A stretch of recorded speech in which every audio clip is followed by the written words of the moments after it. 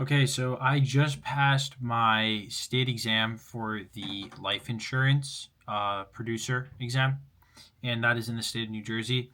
And I'm just going to quickly go over some of the things that I've done in terms of studying, what to expect, and a little bit of the course overview, um, the difficulty, and stuff like that. So basically, I got started on this and took the course exam or the course, which is something you have to pay for. But if you are inside an agency, you get a discount code. So originally it's like $400. I'm not, don't quote me on this. I'm not 100% sure, but it's around like 400, $300 for the entire course, which only lasts like about a month, and then that course goes away. Or 2 months, I don't know. And if you use the voucher code, you're able to get it for $40, which is insane. So I did that, paid for that, and yeah, I only studied for about 2 weeks of like serious studying, and it was incremental studying. So I was doing like 10 minutes a day, or not 10 minutes a day, 10 minutes like every, let's say, 4 hours. So like 10 minutes in the morning, 10 minutes in the afternoon, 10 minutes in the evening, something like that. Some days I wasn't as strict on it, and some days I didn't even study. So it was just incremental studying, and basically, I was able to understand the concepts, and that was something that really helped me. So when you're going into this and you're trying to learn everything, or just memorize everything, that's not going to help. Okay, you're going to memorize stuff and then you're going to forget it on the test, or you're just going to memorize it and then it's not going to help you on later on when you're actually in the insurance game. So basically, what I did was I understood the concepts. All right, so I took the course material, and any questions that I got wrong, I would ask ChatGPT to I would put it into ChatGPT, say, "Hey ChatGPT, there's a study and learn section on there." I asked it to give me back what doesn't make sense to me and break it down to me as if I'm a 3-year-old. So it was breaking down the policies for me, and I was able to understand everything at a lot faster rate rather than just me going and trying to learn it on my own. Um, I mean, that's something they didn't teach in school, was to teach you how to learn. So we all have different types of patterns, different types of ways of learning things. Some of us are auditory, some of us are visual, And for me, I like to understand concepts. So that's how I learn. So bringing it into bringing that course material into ChatGPT helped me out a lot with understanding it and conceptualizing it. And then afterwards, I would go into Quizlet. Then I would start doing the test, and it would just keep shooting out a bunch of tests. If you guys need any Quizlets or anything like that, shoot me a message, and I'll send you the Quizlets I used. But yeah, that helps too, because then now you're reinforcing it after you understand what it is, and then you can look at the missing pieces. All right, now I'm going to go take the exam for the course. There's a practice exam for the course. Took the practice exam, and everything started to make more sense because I understood the concepts of it. So I can just read questions and kind of know by similar wording, keywording, what means what. Like you see stuff with like investments and stocks and stuff, you're going to know that's variable insurance.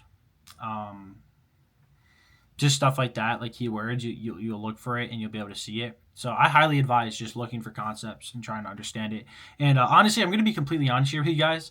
I signed up. So I signed up for the exam last week on Monday, and I actually failed it. And I'm not going to make any excuses here, but I am going to say what did happen. And what did happen is my dog kept on barking and barking and barking, trying to get into my room, and it was very distracting. But another thing is they sent me. I feel like I got a bad pull of questions because I feel like a lot of the stuff there I did not study and understand. So I kind of just bombed it. Oh, I didn't bomb it. I was 2 points away from passing.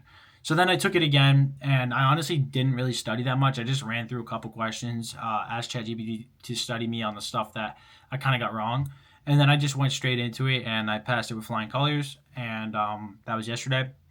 6:30 in the morning. Yeah, and yeah, it honestly isn't as hard as if you get a good pull of questions. It's not as hard as you think it's going to be. So my best advice is kind of just go through everything, get to the end of the course material where you're getting the practice exams. Go through those practice exams a bunch of times and try to understand it and conceptualize it. That would make you a better salesman too, because you understand the product you're selling. But yeah, just I got through it that way. Definitely recommend the Quizlets. Definitely recommend going through the course material and paying attention. And yeah, now I already got my fingerprints. So I got my fingerprints the day that so yesterday I went to go get my fingerprints in New York. I live in New Jersey, so they actually charged me another fee for going out of state to get my background check fingerprints. And I ended up going there. It took me like 5 minutes, and they just fingerprinted my hands, and that costed about $100. But if you were in state, it would only cost you about 50. The reason why I went out of state was because we were all booked up here in Jersey for like 3 weeks, and I wanted to just get this going and wanted to start everything. So I ended up paying, $100 out of pocket there, and then for the actual licensing, which I had to pay for as well, like meaning paying and getting it through the state. I also had to pay 170 for that. So yeah, that's about $270 just right there off of after you pass the exam, and then you have to also account in for what you pay for the exam, which around $40. So you're at about $300 right there for all this pre-licensing stuff.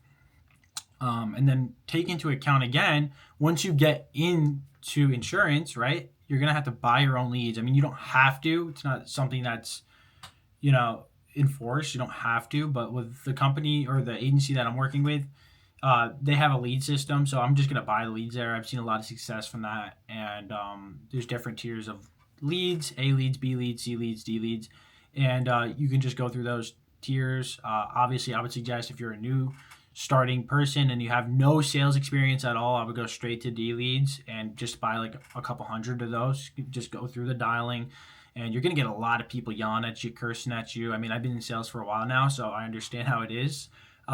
Just pick up the phone, see if you can objection handle. Just keep going, keep going. It's like rejection therapy. You just got to keep going. Just hammer down on it, and eventually you'll understand the different types of people you're going to run into and how to sell to them. So it's just the best way to get as many reps as you could in. And that's the best way to learn at all, is rather than just reading through a book, is by actually doing the experience. And you will learn at such a faster rate. And if you have mentors that are going to mentor you and making sure that they listen to your calls, or sometimes just holding you accountable, you're going to go super far in this industry. I've seen it so many times. I've had mentors in the past for sales. That is something I would highly advise you guys to look into, is when you get started into the sales space, it doesn't even have to be insurance, is to get a mentor that will actually teach you at a faster rate than you going and learning through your own failures. You're going to learn through their failures, and it's like timeline jumping, and you're going to get there at a lot faster rate, and they can just go over everything and critique you, and go over all your flaws, which isn't a bad thing. You got to let your ego down a little bit. Yeah, like I had that, and it really helped me sped up my timeline real quick. If you have a mentor, I mean, you'll be able to hit 6 figs easily your first year. So I'm saying all this now, but at the same time, just take what I'm saying with a grain of salt as well. I haven't joined into the insurance yet, but I've seen a lot of great things, and I've had a lot of friends in there, so I do speak highly of it.